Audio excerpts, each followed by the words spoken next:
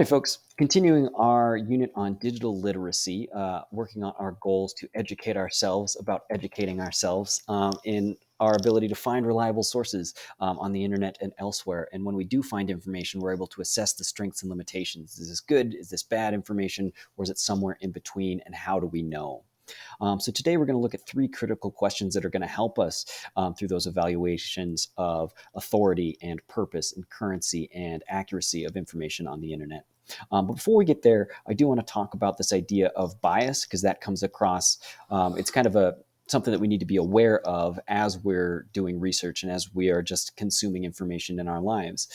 So what bias is a disproportionate weight in favor for or against an idea or thing, right? And this can come in small innocuous things like I'm biased against bananas, don't really like them.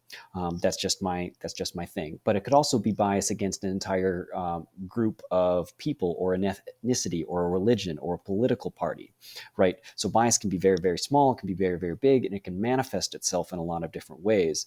So obviously someone who is biased against something isn't going to be presenting information that is going to kind of contradict their own biases. So what I do want to make note of is that just because something is biased, it doesn't always mean that it's completely incorrect. It usually just means that it's incomplete. So if we find information that's biased on the internet, again, that's not always wrong or bad information. It's just that's giving me a good idea of like, here's what this perspective thinks. And maybe I can start figuring out why they think that way.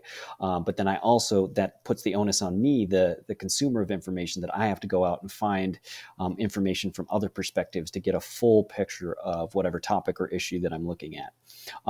And bias is really, really sort of anchoring on the internet. There's all sorts of algorithms and different things that companies use to kind of perpetuate your own bias. So, for example, on YouTube, if you start watching videos that identify with this political belief, you're going to get a lot more videos that are just going to show up in your feed based on that political belief because they want you to watch more videos. So just be aware of that, is that you're kind of, every time you click on something or you read something, you are creating kind of this bias shield around yourself on your own personal devices and accounts. So just keep that in mind. All right. So when we're looking at information, first thing that we really need to do is figure out who is behind this information. That's our critical question number one. And this goes beyond just the author, right? We need to be looking at the organizations. We need to be looking at the parent organizations and basically the sponsors, anybody who is helping fund or pay for information to be put out there or researched or written. They're going to have a bias and an agenda, perhaps, to promote a particular worldview or an idea, right? So you've got to really dig into the people and organizations behind information.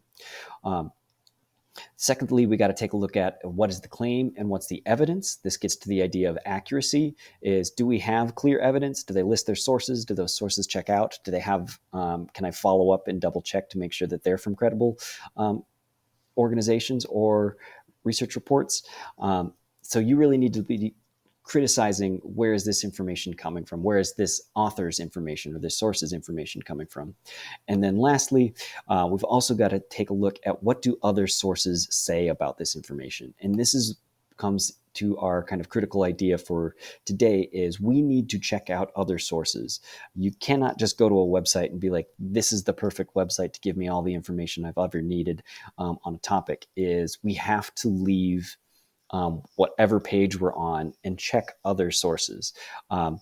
This is called lateral reading.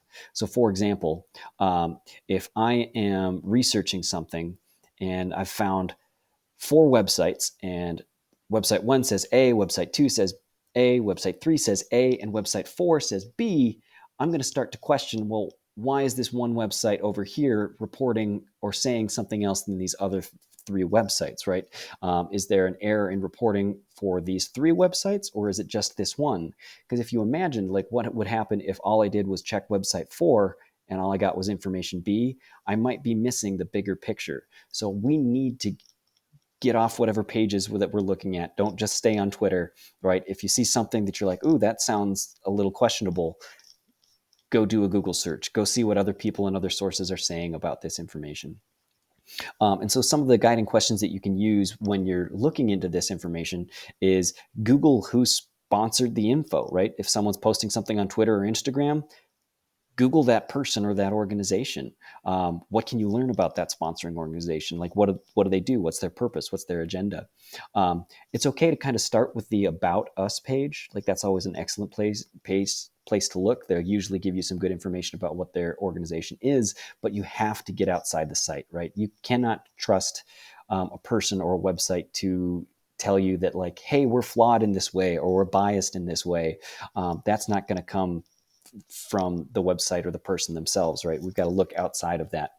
Then you've also got to kind of criticize what sources did you use to learn about that other organization or that sponsoring group or person, and how might these website sponsors, so the initial website that you were looking at or information that you were looking at, how might that have influenced the information provided by this website? So I'm going to give you guys a couple of fact-checking sites that you could take a look at. So PolitiFact, FactCheck.org, or Snopes are all really, really good, nonpartisan. That means they don't lean left or right. All they do is fact-check rumors and things on the internet. They're pretty interesting. So I highly recommend you check those out. And then in the next video, I'm going to show you some practice on, like, here's how I would go about doing some lateral reading about a source. So for some retrieval practice for the end of this video, I want you to answer these 4 questions in your notes. See if you can do it without looking back at your other notes. And then when you're done with that, go ahead and take a look back through your notes and see how well you did. All right. Good luck, folks.